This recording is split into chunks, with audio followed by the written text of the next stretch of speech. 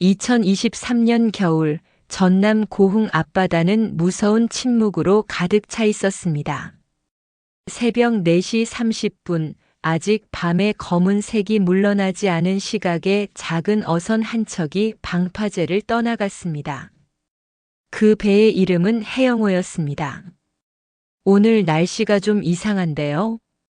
젊은 선원 김준호가 조심스럽게 입을 열었습니다. 그는 겨우 25세의 초년생이었습니다. 선장 박성철은 담담하게 대답했습니다.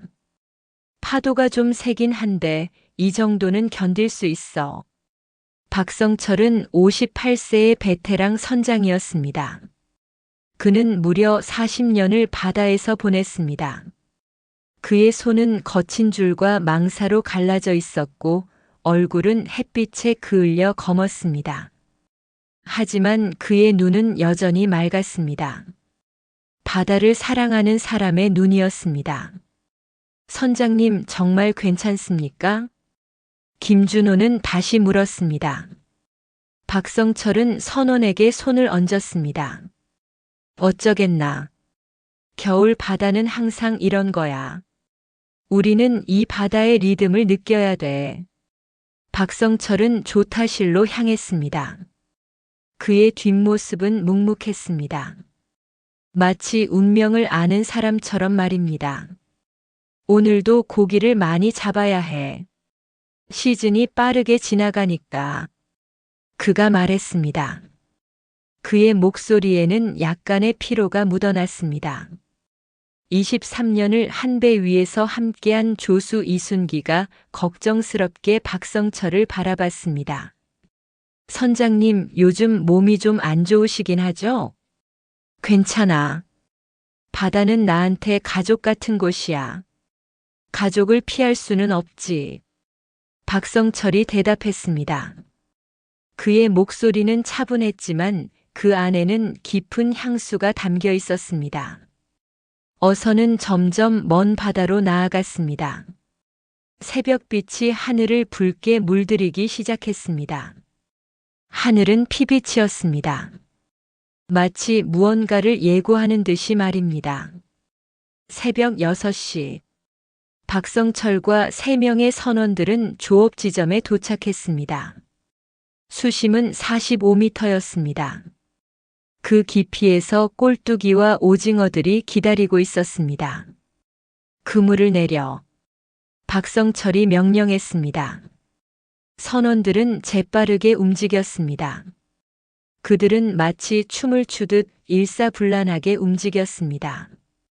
밧줄을 풀어내고 그물을 펼치고 채를 던지는 동작들이 반복됐습니다. 모두 수십 년의 경험에서 비롯된 리듬이었습니다. 몇 시간이 지났습니다. 그물이 어획으로 가득 찼습니다. 오징어와 꼴뚜기들이 바다에서 끌려 올라왔습니다. 그들의 빛나는 몸은 햇빛 아래에서 마지막 숨을 몰아쉬고 있었습니다. 오늘 수확이 괜찮네. 박성철이 만족스럽게 말했습니다. 하지만 오후 2시를 넘어서면서 하늘이 변하기 시작했습니다. 먹구름이 지평선에서 솟아올랐습니다. 그것은 검은 벽처럼 보였습니다. 마치 세상을 삼키려는 괴물 같았습니다. 선장님, 폭풍이 온다고 합니다. 젊은 선원이 라디오를 들으며 소리쳤습니다. 박성철의 얼굴이 굳었습니다. 그는 지평선을 바라봤습니다. 그의 눈빛이 변했습니다. 수십 년의 경험이 그의 온몸을 경고했습니다. 모든 선원을 갑판에서 내려. 지금 즉시. 그의 목소리는 더 이상 차분하지 않았습니다. 그것은 명령이었습니다. 선원들은 재빨리 움직였습니다. 바다의 색이 변했습니다. 파란색에서 검은색으로 변했습니다. 파도가 점점 높아졌습니다. 처음에는 2m 정도였고 그 다음에는 2m, 3m, 4m로 높아졌습니다. 선장님, 조타를 잃고 있습니다. 조수 이순기가 절규했습니다. 박성철은 조타실로 달려갔습니다. 그는 조타륜을 거칠게 조종했습니다. 그러나 어선은 더 이상 반응하지 않았습니다. 배는 파도의 장난감이 되어가고 있었습니다. 엔진을 풀스로틀로 올려 박성철이 명령했습니다. 엔진음이 높아졌습니다. 그것은 비명 같은 소리였습니다. 하지만 모든 것이 너무 늦었습니다. 거대한 파도가 어선의 옆을 내려쳤습니다. 그 충격은 마치 산이 무너지는 것 같았습니다. 배는 흔들렸고 짐들이 쏟아져 내렸습니다. 선장님, 선원들이 비명을 질렀습니다. 박성철은 떨어지는 선원을 붙잡으려 팔을 뻗었습니다. 그러나 물의 힘은 인간의 힘보다 훨씬 강했습니다. 구명조끼, 모두 구명조끼를 입어. 박성철이 절규했습니다. 또 다른 파도가 왔습니다. 그것은 더 거대했습니다. 어선은 그 파도에 뒤집혔습니다. 마치 손가락 하나로 장난감을 넘기는 것처럼 쉽게 말입니다. 차가운 겨울 바다가 선원들을 집어삼켰습니다. 아무것도 남지 않았습니다. 단지 파도만 있을 뿐이었습니다. 오후 3시 10분 해경 119로 신고가 들어왔습니다. 어선 해영호와 연락이 끊겼습니다. 급히 출동해 주세요. 다급한 목소리였습니다. 구조대가 출동했습니다. 헬리콥터가 뜨고 고속정이 달렸습니다. 하지만 폭풍 속에서는 아무것도 보이지 않았습니다. 밤이 내렸습니다. 새벽이 왔습니다.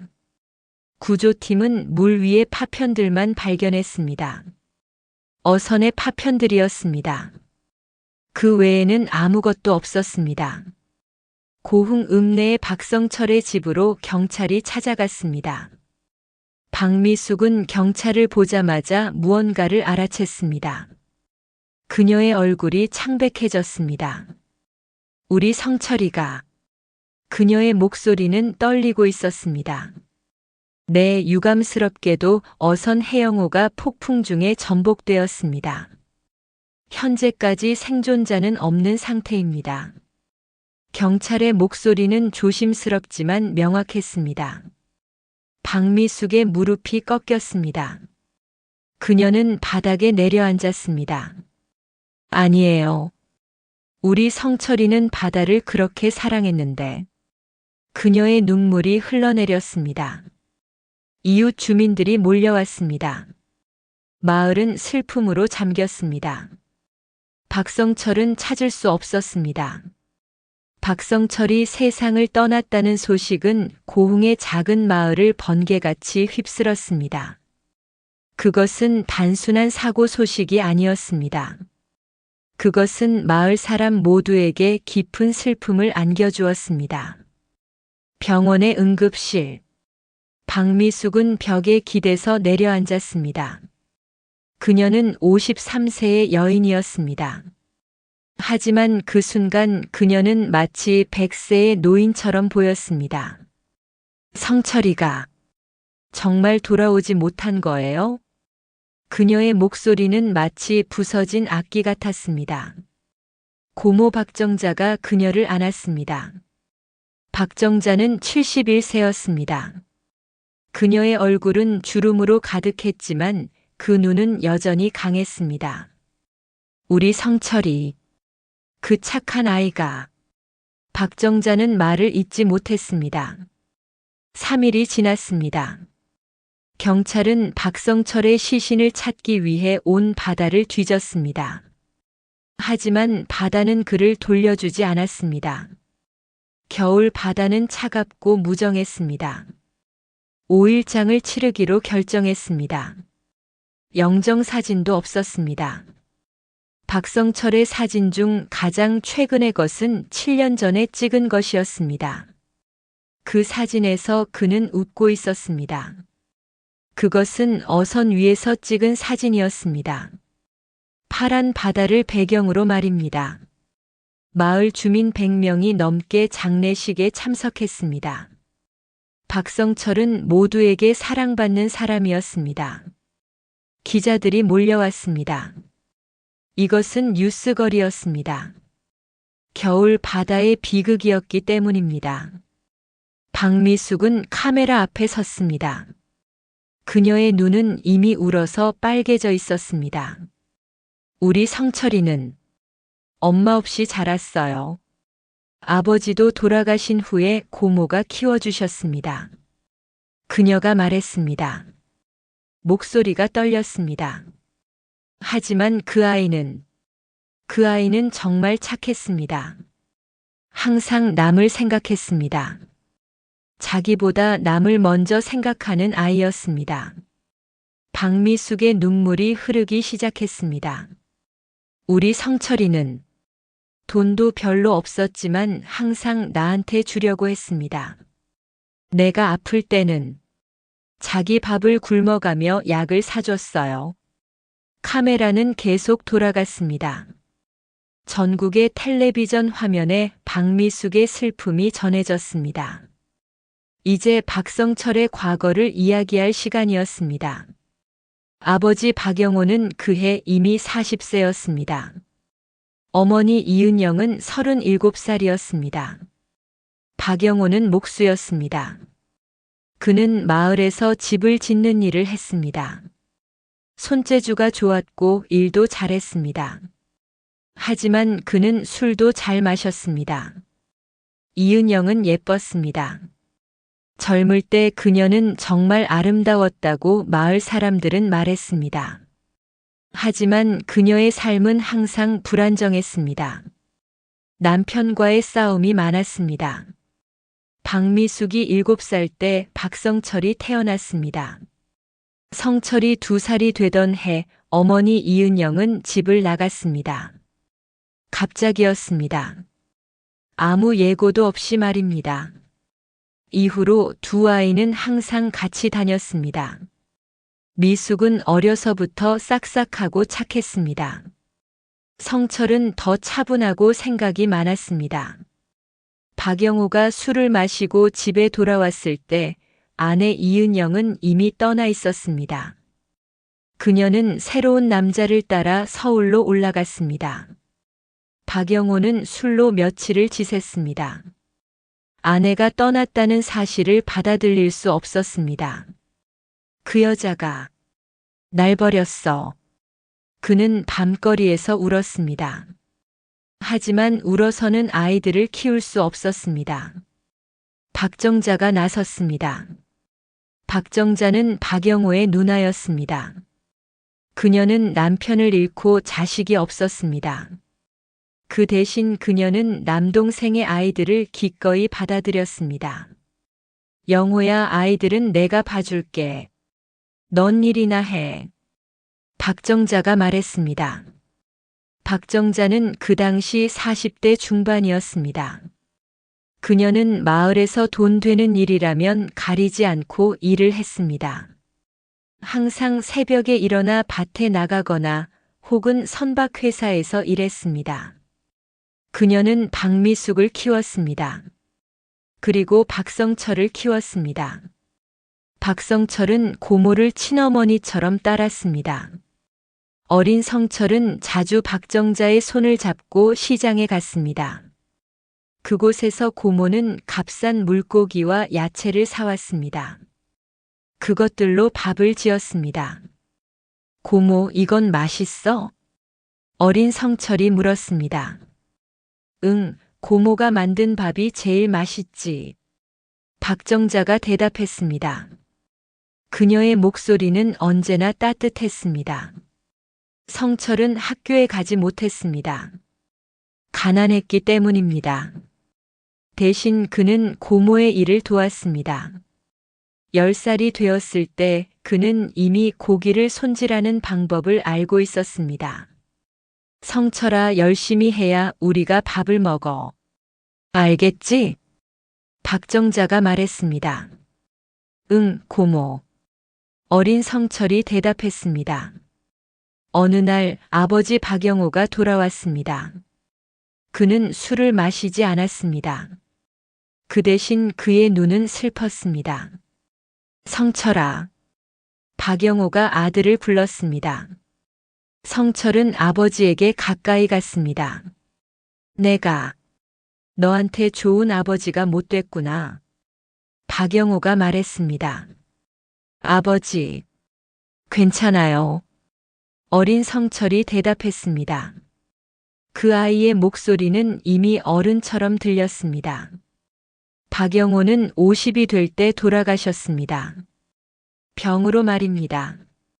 그것은 간 질환이었습니다. 술 때문이었습니다. 성철은 아버지의 장례식에서도 울지 않았습니다. 그는 남자답게 행동했습니다. 이후 성철은 더욱 고모를 돕기 시작했습니다. 그는 학교 대신 일을 선택했습니다. 가난은 그를 어른으로 만들어버렸습니다.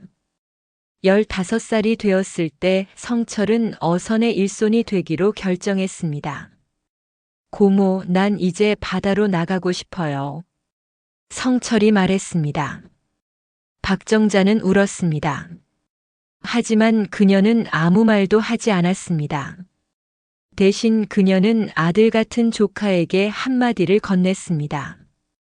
너는 이제 바다의 사람이야. 그래도 바다보다 무서운 게 사람이라는 걸 잊지 마.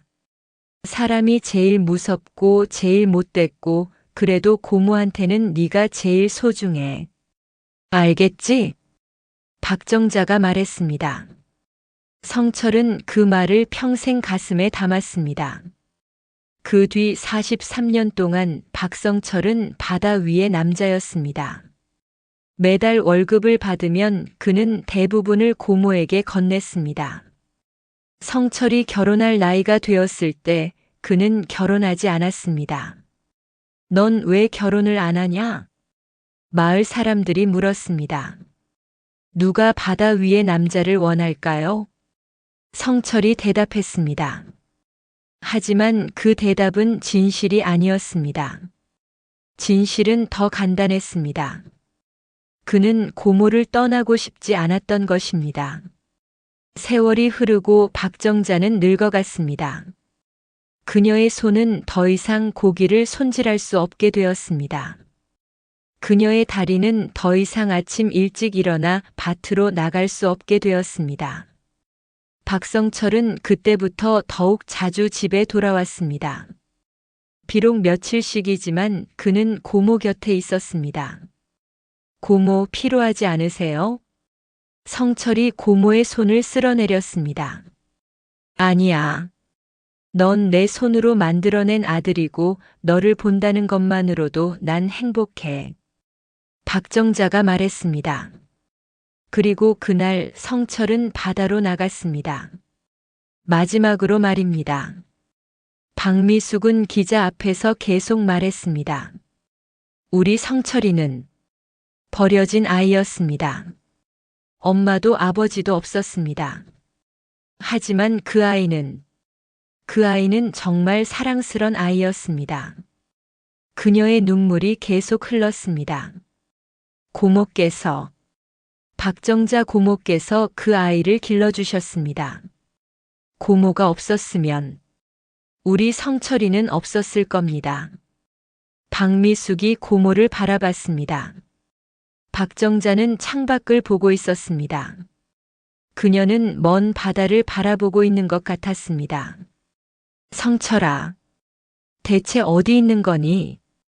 박정자가 혼잣말로 중얼거렸습니다. 마을은 깊은 슬픔에 빠져 있었습니다. 박성철의 사진이 여러 곳에 붙었습니다. 실종자 포스터로 말입니다. 하지만 모두는 알고 있었습니다. 그 포스터는 사실 추도식이라는 것을 말입니다. 고흥항의 방파제는 조용했습니다. 겨울 바람이 콘크리트를 스치고 지나갔습니다. 그곳은 박성철이 가장 사랑하던 장소였습니다. 그는 출항 전후로 항상 그곳에 서 있었습니다. 이제 그곳에는 박정자만 서 있었습니다. 71세의 늙은 여인 말입니다. 그녀는 바다를 바라봤습니다. 파도는 계속 밀려오고 밀려갔습니다. 밀려왔습니다. 그것은 반복되는 리듬이었습니다. 마치 심장 박동처럼 말입니다. 박성철의 사고가 난 지 열흘째 되는 날이었습니다. 하늘은 여전히 흐렸습니다. 겨울은 깊어가고 있었습니다. 바다의 온도는 섭씨 1도를 밑돌았습니다. 그날 오후 3시 고흥 읍내의 작은 버스 정류장에 낡은 봉고차가 섰습니다. 한 명의 할머니가 내렸습니다. 허름한 회색 외투를 입은 그녀는 70대 초반으로 보였습니다. 그녀의 얼굴은 깊은 주름으로 가득했습니다. 마치 건포도처럼 쪼글쪼글한 피부였습니다. 하지만 그녀의 눈은 날카로웠습니다. 그녀는 마을 입구에 붙은 박성철의 사진을 바라봤습니다. 실종자 포스터였습니다. 그 할머니는 길을 물었습니다. 박미숙이 어디 사는지 아나요? 마을 상인이 의아하게 바라봤습니다. 누구를 찾으신다고요? 상인이 물었습니다. 박미숙, 그리고 박정자. 이 마을에 있는 사람들이야. 할머니가 대답했습니다. 그녀의 입술은 굳어 있었습니다. 아, 저 포스터의 박성철 씨 누나네요. 여기서 저쪽으로 가면. 상인이 손가락으로 가리켰습니다. 할머니는 방향을 확인했습니다. 그리고 천천히 걸어갔습니다. 그녀는 이곳에 처음 온 것이 아니었습니다. 54년 만의 방문이었습니다. 박성철의 집은 작은 한옥이었습니다. 마당에는 하얀 국화꽃이 놓여져 있었습니다. 장례식용 꽃들이었습니다. 할머니는 대문 앞에 섰습니다. 그리고 한참을 서 있었습니다. 마치 용기를 내고 있는 것처럼 말입니다. 결국 그녀는 대문을 두드렸습니다. 누구세요? 박정자의 목소리가 들렸습니다. 문이 열렸습니다. 박정자가 나타났습니다. 그녀의 눈이 한 번 반짝였습니다. 그리고 그 반짝임은 사라졌습니다. 얼굴이 창백해졌습니다. 네가 어떻게 여길? 박정자가 말했습니다. 그녀의 목소리는 떨리고 있었습니다. 고모 저예요. 기억나시죠? 할머니가 입을 열었습니다. 그 순간 박정자의 얼굴이 변했습니다. 마치 온몸의 기운이 모두 빠져나가는 것 같았습니다. 에이, 이은영? 박정자가 부르짖듯 말했습니다. 네, 저예요, 은영이.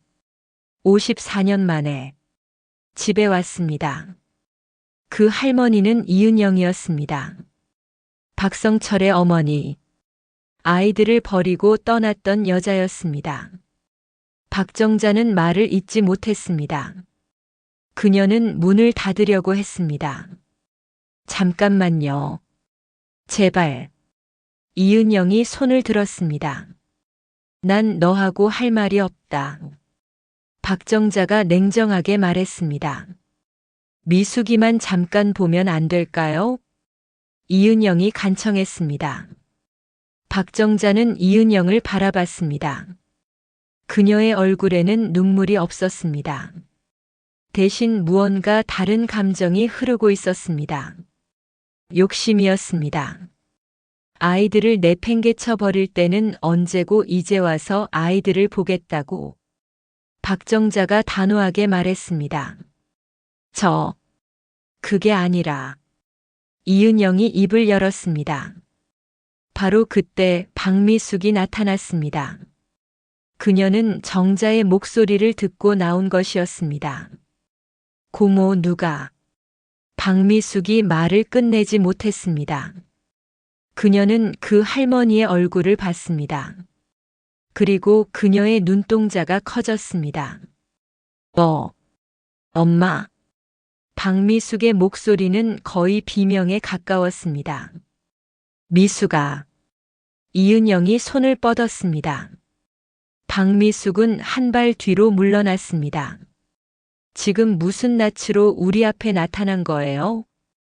박미숙의 목소리는 떨렸습니다. 하지만 그것은 슬픔이 아니었습니다. 그것은 분노였습니다. 내 동생이 죽었어요. 동생이 바다에서 죽었단 말이에요. 박미숙이 소리쳤습니다. 그래. 뉴스로 봤어. 이은영이 말했습니다. 뉴스로? 박미숙이 되물었습니다. 그래, 서울에서 그 장면을 봤어. 이은영이 대답했습니다. 그래서 뭐하러 온 거예요? 박미숙이 물었습니다. 그 질문에는 이미 답이 담겨 있었습니다. 이은영은 한참을 말하지 않았습니다. 그리고 결국 그녀는 입을 열었습니다. 보험금이 나왔다고 들었어. 그 한마디가 모든 것을 말해주었습니다. 박미숙의 얼굴이 거칠게 뒤틀렸습니다. 보험금? 그래. 2억 7천만 원이라고. 이은영이 말했습니다. 당신이 그 돈을? 박미숙이 물었습니다. 나도 받을 권리가 있잖아. 엄연히 내가 엄마잖아. 이은영이 말했습니다. 그 말에는 그 어떤 미안함도 없었습니다. 당신이 엄마라고? 박정자가 목이 메인 목소리로 말했습니다. 난 니년을 안다. 니년이 뭘 했는지 난 알아. 이 아이들을 어떻게 버렸는지 난 안다. 박정자가 한 발 앞으로 나갔습니다. 아이들이 2살 때부터 엄마 손도 못 잡고 자랐어. 내가 밤새 일해서 우유값을 내고 기저귀 값을 냈어. 아이들이 밤에 울 때마다 내가 안아줬어. 박정자의 목소리는 점점 커졌습니다. 넌 대체 어디서 뭘 했어? 네가 사람이니? 박정자가 외쳤습니다. 이은영은 고개를 숙였습니다. 하지만 그것은 반성 때문이 아니었습니다. 그것은 계산이었습니다. 내가 할 말은 별로 없어요. 다만, 법은 내 편이에요. 이은영이 말했습니다. 그 말에 마을 전체가 얼어붙었습니다. 법? 박미숙이 물었습니다. 직계존속은 상속권을 가져. 나는 성철이의 엄마니까 법적으로 일부 상속받을 수 있어. 이은영이 명확하게 말했습니다. 그것은 그녀가 미리 알아본 것이었습니다. 서울에서 변호사와 상담을 한 것이었습니다. 박미숙은 방바닥에 내려앉았습니다. 이건 말도 안 돼. 그녀가 중얼거렸습니다. 이은영은 그 자리에 더 이상 머물 이유가 없었습니다. 그녀는 고개를 들었습니다. 그럼 난 돌아갈게. 변호사를 통해 절차를 진행할 테니까. 당신들이 뭐라고 해도 법은 내 편이야. 이은영이 말했습니다. 그리고 그녀는 돌아섰습니다. 박정자는 이은영을 붙잡지 않았습니다. 대신 그녀는 한마디를 던졌습니다. 니녀는 사람이 아니야. 박정자의 목소리는 차가웠습니다. 그것은 마지막 심판이었습니다. 이은영은 멈추지 않았습니다. 그녀는 계속 걸어갔습니다. 마을 사람들이 모두 문 밖에 나왔습니다. 누군가의 집에 손님이 오면 마을 사람들은 알게 되는 곳이었습니다. 누가 왔대? 박성철 엄마래. 엄마. 근데 그 사람. 어려서 떠났는데? 맞아, 50년 넘게. 뭐하러 왔대? 보험금 받으러. 그 말이 마을 전체에 퍼져나갔습니다. 빠르게 말입니다. 그날 밤 박미숙은 밤새 울었습니다. 박정자는 창문을 통해 바다를 바라봤습니다. 성철아, 넌 알겠지? 세상이 얼마나 못됐는지. 박정자가 혼잣말로 중얼거렸습니다. 이튿날 선박회사 담당자가 박미숙을 찾아왔습니다. 박미숙 씨 상황이 복잡해졌습니다. 담당자가 말했습니다. 뭐가 복잡한데요? 박미숙이 물었습니다. 직계 존속인 어머니 이은영 씨가 상속권 청구를 했습니다. 담당자가 말했습니다. 그건 말도 안 돼요. 그 여자는 54년을 아이들을 버렸어요. 박미숙이 외쳤습니다. 법적으로는 그것이 상관없습니다. 담당자가 조심스럽게 말했습니다. 법적으로? 네, 직계 존속은 법적 상속권을 가집니다. 감정이나 양육 여부와 관계없이 말입니다. 담당자가 설명했습니다. 박미숙은 가슴이 철렁 내려앉았습니다. 그럼 우리는 상속권 분쟁이 법원으로 가게 될 것 같습니다. 현재 보험금은 지급 보류 중입니다. 담당자가 말했습니다. 지급 보류? 네, 누가 받을 권리가 있는지 법원에서 판결할 때까지 기다려야 합니다. 담당자가 설명했습니다. 박미숙의 얼굴이 창백해졌습니다. 그럼 우리가 아무것도 못 받는다는 거네요? 박미숙이 물었습니다. 법원의 판결에 따라 결정될 것입니다. 담당자가 말했습니다. 고흥 읍내의 카페에서 기자 회견이 열렸습니다. 박미숙과 박정자가 앞에 나섰습니다. 박미숙은 카메라를 바라봤습니다. 그녀의 눈은 다시 울어서 빨개져 있었습니다. 내 동생이가 남긴 보험금을 받지 못하고 있습니다. 박미숙이 말했습니다. 동생은 자기 다음 세대를 위해 살았어요. 동생은 누군가에게 도움이 되려고 살았어요. 그녀의 목소리가 떨렸습니다. 그런데 지금 그 돈을 받기 위해 법정까지 가야 한다니. 박미숙이 말을 이었습니다. 이건 단지 우리 가족의 이야기가 아닙니다. 박정자가 입을 열었습니다. 이건 대한민국의 법 문제입니다.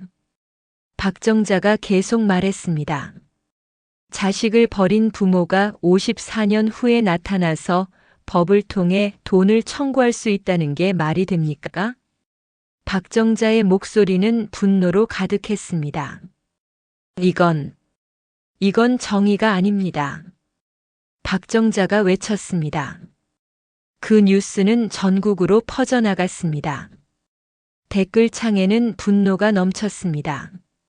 소셜미디어에는 박미숙을 응원하는 메시지들이 쏟아졌습니다. 이건 정말 말이 안 돼. 법이 이렇게 막 돼 있나? 이은영이 진짜 괘씸하다. 양육 의무 불이행자는 상속권을 못 받게 법을 바꿔야 한다. 댓글들이 이어졌습니다. 하지만 현재로서는 아직 판결이 나지 않았습니다.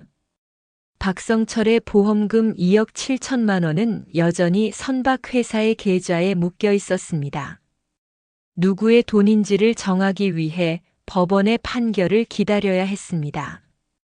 밤이 되자 박정자는 혼자 방파제에 나갔습니다. 그곳은 성철이 가장 사랑하던 장소였습니다. 바다는 조용했습니다. 그곳에는 아무것도 없었습니다. 단지 파도만 있을 뿐입니다. 박정자는 무릎을 꿇고 바닥에 얼굴을 묻었습니다. 방파제에는 그녀의 울음소리만 남았습니다. 법원의 대기실은 차갑고 회색이었습니다. 형광등의 불빛이 모든 것을 삭막하게 만들고 있었습니다. 박미숙과 박정자는 변호사를 찾아갔습니다. 그들은 이 싸움에서 이기고 싶었습니다. 하지만 희망은 희미했습니다. 박미숙 씨 상황이 법적으로 복잡합니다. 변호사 김광호가 말했습니다. 그는 40대 중반의 남자였습니다. 뭐가 복잡한데요? 박미숙이 물었습니다. 민법 제1092조를 보면 직계존속은 법정 상속인입니다. 변호사가 설명했습니다. 그게 뭐라는 거예요? 박미숙이 물었습니다. 다시 말해 어머니인 이은영 씨는 법적으로 상속권을 가진다는 뜻입니다. 변호사가 말했습니다. 하지만 그 여자는 54년을 우리를 버렸어요. 박미숙이 외쳤습니다. 법적으로 그것은 상관없습니다. 변호사가 조심스럽게 말했습니다. 상관없다고요? 박정자가 입을 열었습니다. 법에서는 혈연 관계만을 봅니다. 감정적 유대나 양육 여부는 고려 대상이 아닙니다. 변호사가 설명했습니다. 박정자의 손이 떨렸습니다. 그럼 우리는 어떻게 되는 거예요? 박미숙이 물었습니다. 현재로서는 이은영 씨의 상속권을 법적으로 부정하기 어렵습니다. 변호사가 말했습니다.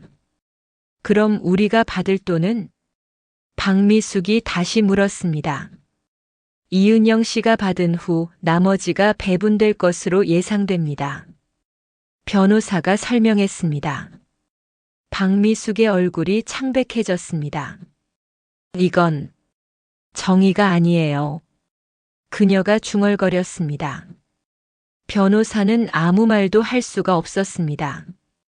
한편 이은영은 서울의 한 고급 빌딩에서 최재훈을 만났습니다. 어머니, 변호사와 상담은 끝나셨어요? 최재훈이 물었습니다. 그래. 법은 우리 편이야. 이은영이 말했습니다. 잘 됐네요. 그럼 이제 정식으로 절차를 진행할게요. 최재훈이 서류에 펜을 들었습니다. 얼마 정도 받을 수 있을까? 이은영이 물었습니다. 보험금이 2억 7천만 원이므로 직계존속의 법정 상속분은 대략 3분의 1 정도입니다. 최재훈이 말했습니다. 3분의 1이면? 이은영이 다시 물었습니다. 약 9천만 원입니다. 최재훈이 계산기를 두드렸습니다. 이은영의 눈이 반짝였습니다. 그것은 욕심의 빛이었습니다. 법원의 서기실에서 박미숙은 이은영의 상속권 청구 서류를 받습니다. 이은영이 보낸 서류네요. 서기가 말했습니다. 박미숙은 가슴이 철렁 내려앉았습니다. 그것은 최종 확인이었습니다. 법의 심판이 곧 내려질 것이라는 뜻이었습니다. 그날 밤 박미숙은 박정자에게 물었습니다. 고모, 우리가 이길 수 있을까요? 박정자는 한참을 말하지 않았습니다. 난 잘 모르겠어. 박정자가 결국 말했습니다. 하지만 성철이는 알겠지. 세상이 이렇다는 걸. 박정자가 창밖의 바다를 바라봤습니다. 법원의 판결 공고일이 다가왔습니다. 박미숙과 박정자는 법원 계단 앞에 섰습니다. 기자들이 몰려와 있었습니다. 박미숙 씨, 판결 결과는 어떻게 나올 거라고 생각하세요? 기자가 물었습니다. 저는 정의가 이겨주길 바랍니다. 박미숙이 대답했습니다. 법정에 들어갔습니다. 판사가 앉아 있었습니다. 그의 얼굴은 무감정했습니다. 판사는 천천히 판결문을 읽기 시작했습니다. 피고인 이은영은 망인 박성철의 직계존속으로서 민법 제1092조에 따라 법정 상속인의 지위를 가진다. 박미숙의 얼굴이 굳어졌습니다. 따라서 본 법원은 이은영의 상속권을 인정하며 판사가 계속 읽었습니다. 보험금 2억 7천만 원 중 직계존 속의 상속분인 9천만 원을 이은영에게 지급하기로 판결한다. 판결이 났습니다. 박미숙은 앞이 캄캄해졌습니다. 그녀는 아무것도 듣지 못했습니다. 판결이 났습니다. 변호사가 박미숙의 팔을 잡았습니다. 우리가 졌나요? 박미숙이 중얼거렸습니다. 법적으로는 피할 수 없는 결과입니다. 변호사가 말했습니다. 법원 밖 기자들이 몰려왔습니다. 박미숙은 눈물을 흘리면서 카메라를 바라봤습니다. 법은 정의롭지 않습니다. 박미숙이 말했습니다. 목소리가 떨렸습니다. 우리는 54년을 함께 했습니다. 우리는 눈물로 가족을 맺었습니다. 하지만 법은 그걸 인정하지 않았습니다. 박미숙의 눈물이 흐르기 시작했습니다. 박미숙이 계속 말했습니다. 박정자는 말이 없었습니다. 그녀는 창백한 얼굴로 앞을 바라봤습니다. 이제 이은영 씨가 9천만 원을 받게 되나요? 한 기자가 물었습니다. 네. 법원의 판결입니다. 박미숙이 대답했습니다. 서울의 이은영의 집. 최재훈이 통장을 들고 왔습니다. 어머니 9천만 원이 입금되었습니다. 최재훈이 말했습니다. 이은영은 통장을 받아들었습니다. 그녀의 얼굴에는 미소가 떠올랐습니다. 좋아. 이제 우리도 조금 여유가 생기겠네. 이은영이 중얼거렸습니다. 어머니, 제목도 좀 주세요. 최재훈이 입을 열었습니다.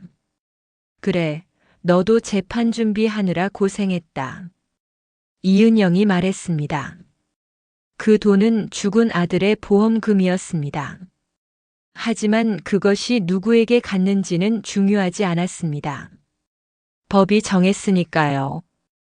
고흥항의 방파제는 여전히 조용했습니다. 박정자는 하루 종일을 그곳에서 보냈습니다. 그녀는 바다를 바라보고만 있었습니다. 바다에는 박성철이 없었습니다. 그곳에는 단지 파도만 있었습니다. 성철아. 박정자가 속삭였습니다. 내가 널 지켜주지 못했어. 그녀의 목소리는 거의 들리지 않는 크기였습니다. 박정자는 눈물을 흘렀습니다. 우리가 뭘 잘못했는지 모르겠어. 바다는 여전히 무답했습니다. 박미숙은 그날 밤 기자회견을 열었습니다. 이건 단지 우리 가족의 이야기가 아닙니다. 박미숙이 카메라를 바라봤습니다. 대한민국의 법이 얼마나 부조리한지를 보여주는 사례입니다. 그녀의 목소리는 분명했습니다. 우리는 양육 의무 불이행자 상속 제한법의 도입을 촉구합니다. 박미숙이 말했습니다. 버린 부모가 54년 후에 법을 통해 자식의 유산을 빼앗는 일이 더 이상 반복되지 않아야 합니다. 박미숙의 목소리는 점점 커졌습니다. 이것은 정의가 아닙니다. 기자회견의 영상이 전국으로 퍼져나갔습니다. 소셜미디어는 폭발했습니다. 댓글들이 쏟아져 나왔습니다. 이은영 진짜 저주받아라. 법이 이렇게 이상해? 양육 의무 불이행자는 상속권 못 받게 해야 한다. 박미숙 씨 화이팅! 이게 나라냐? 댓글들이 계속 이어졌습니다. 국회에서도 움직임이 있었습니다. 한 의원이 양육 의무 불이행자 상속 제한법 도입을 주장하기 시작했습니다. 하지만 그것은 아직 법이 되지 않았습니다. 현재로서는 판결이 최종이었습니다. 이은영은 9천만 원을 손에 넣었습니다. 박미숙과 박정자는 보험금의 남은 몫을 상속받게 되었습니다. 한 달이 지났습니다.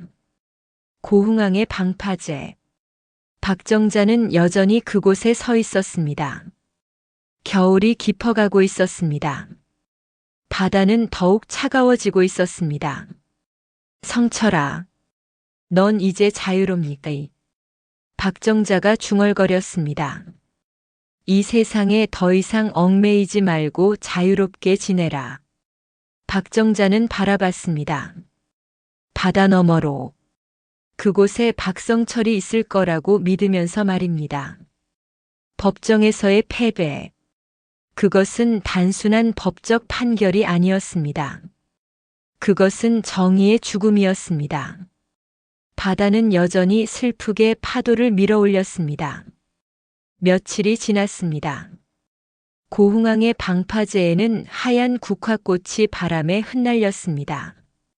박정자는 그곳에 국화꽃을 놨습니다. 박성철을 추도하기 위해서였습니다. 그곳은 어떤 절도 없었습니다. 종교가 있는 곳도 아니었습니다. 그냥 바다였습니다. 바다만이 박성철을 아는 유일한 증거였습니다. 박정자는 하얀 국화꽃을 바라봤습니다.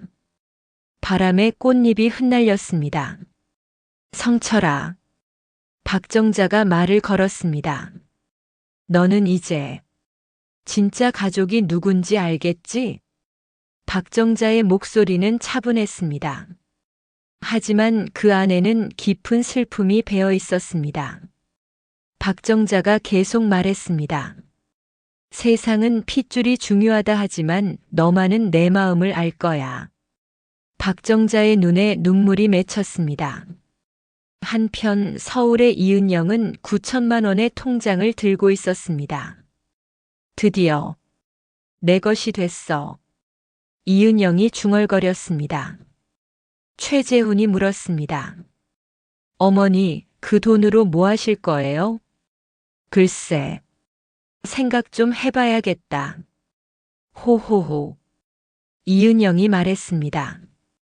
최재훈의 입가에 미소가 떠올랐습니다. 욕심의 미소였습니다. 그날 밤 이은영은 친구들을 초대해 술을 마셨습니다. 자, 다들 먹어. 이은영이 음식을 권했습니다. 은영, 요즘 좀 여유가 생겼나?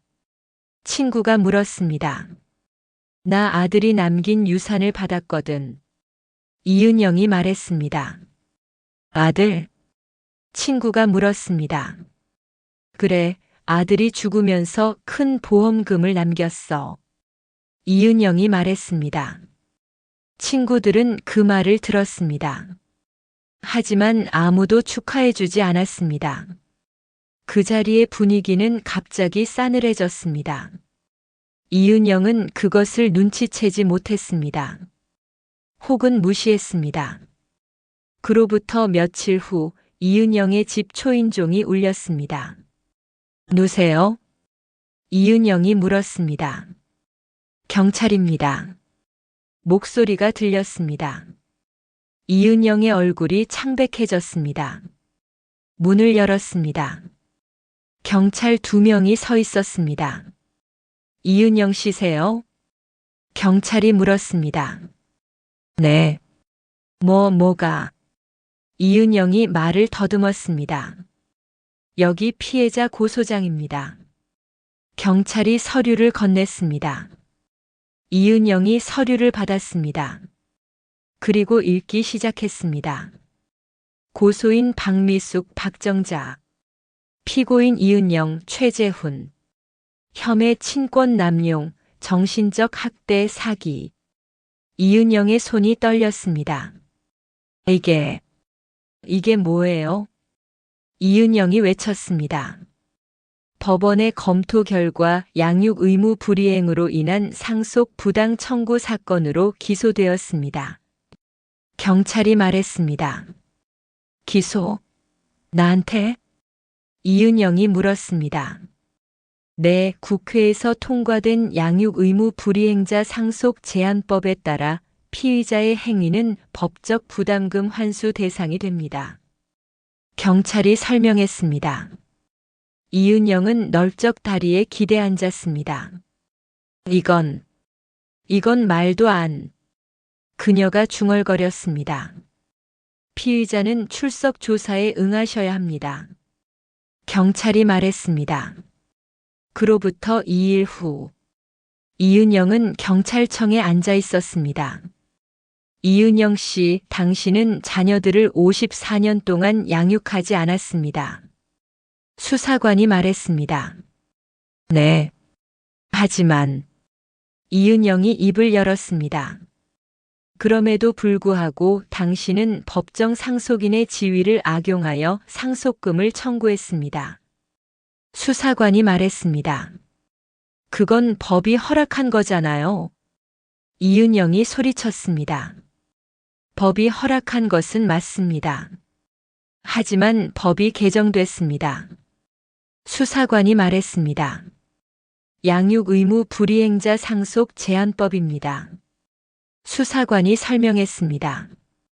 이은영의 얼굴이 창백해졌습니다.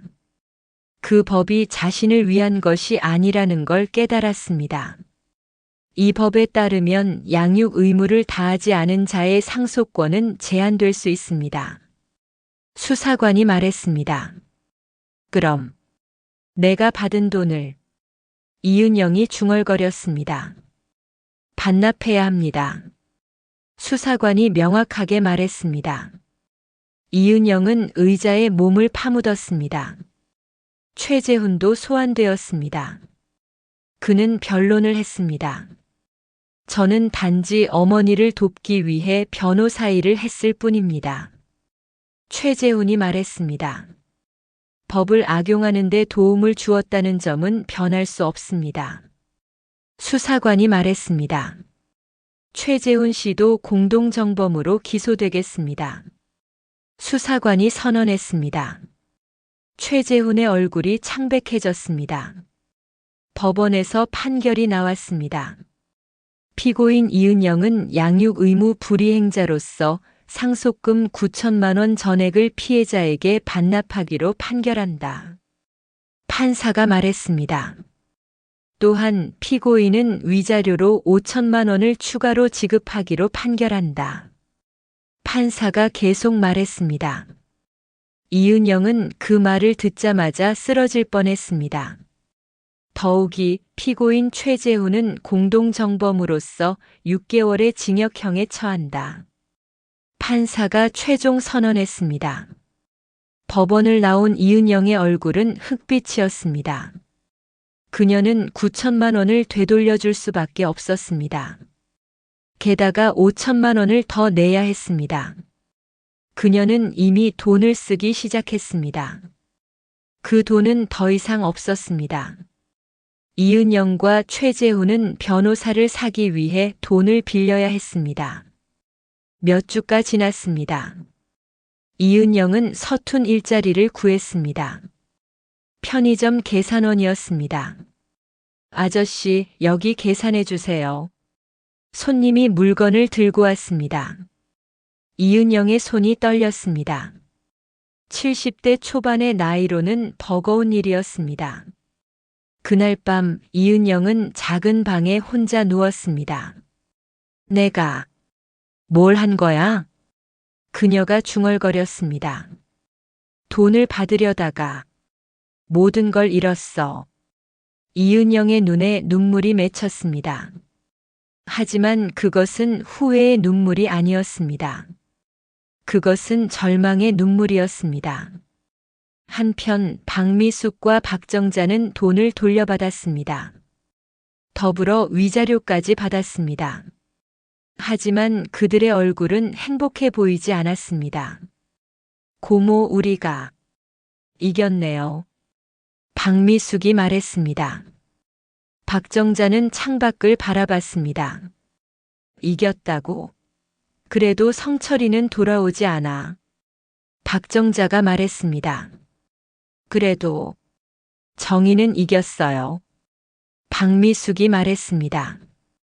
박정자는 고개를 천천히 끄덕였습니다. 고흥항의 방파제. 박정자는 여전히 그곳에 서 있었습니다. 이번에는 하얀 국화꽃 옆에 노란 국화꽃도 났습니다. 성철아. 박정자가 말을 걸었습니다. 이제 너도 하늘나라에서 편히 쉬었으면 좋겠다. 박정자의 목소리는 차분했습니다.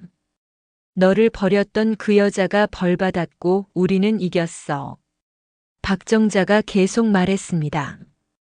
하지만 넌 여전히 여기 없어. 박정자의 눈에 눈물이 흘렀습니다. 바다는 조용했습니다. 파도는 계속해서 밀려왔습니다. 그 파도 위에 박성철의 영혼이 떠 있을까요? 박정자는 그렇게 믿고 싶었습니다. 고흥시청의 기자회견장. 박미숙은 카메라를 바라봤습니다. 양육 의무 불이행자 상속 제한법이 드디어 탄생했습니다. 박미숙이 말했습니다. 이것은 단지 우리 가족의 승리가 아닙니다. 박미숙이 계속 말했습니다. 이것은 모든 버려진 아이들을 위한 정의입니다. 박미숙의 목소리는 분명했습니다. 이제 버린 부모가 법을 통해 자식의 유산을 빼앗을 수 없습니다. 박미숙이 말했습니다. 박미숙의 눈에 눈물이 맺혔습니다. 기자들이 질문했습니다. 박미숙 씨, 이은영은 어떻게 되나요? 그 여자는 법원의 판결에 따라 모든 돈을 반납했고 위자료도 지급하기로 했습니다. 박미숙이 대답했습니다. 그럼 최재우는 어떻게 되나요? 다른 기자가 물었습니다. 그분은 현재 법원의 판결에 따라 형을 복역 중입니다. 박미숙이 말했습니다. 사회는 다양한 반응을 보였습니다. 박미숙 씨 정말 대단해. 양육 의무 불이행자 상속 제한법 좋은 법이다. 이은영과 최재우는 벌받아 마땅하다. 댓글들이 이어졌습니다. 하지만 거기 사이에는 다른 댓글도 있었습니다. 이은영이 너무 죽일년이다. 저런 엄마를 둔 아들이 가여워. 법이 이렇게까지 되나? 사람들의 의견은 다양했습니다. 하지만 중요한 것은 한 가지였습니다. 정의가 승리했다는 것입니다. 아니, 적어도 그렇게 보였습니다. 이은영은 편의점에서 계속 일했습니다. 그녀의 등은 굽어가고 있었습니다. 나이가 갑자기 많아진 것처럼 보였습니다. 한 손님이 물었습니다. 할머니, 괜찮으세요? 이은영의 손이 떨리고 있었습니다. 네, 괜찮습니다. 이은영이 대답했습니다. 그 밤 이은영은 작은 방에서 혼자 누웠습니다. 내가 뭘 잘못했는지도 모르겠어. 그녀가 중얼거렸습니다. 법이 나한테 상속금을 주라고 했는데 법이 또 나한테 빼앗아갔어. 이은영의 목소리는 피곤했습니다. 세상이 이런 거야? 그녀는 천장을 바라봤습니다. 천장에는 아무것도 없었습니다. 단지 어두움만 있을 뿐이었습니다.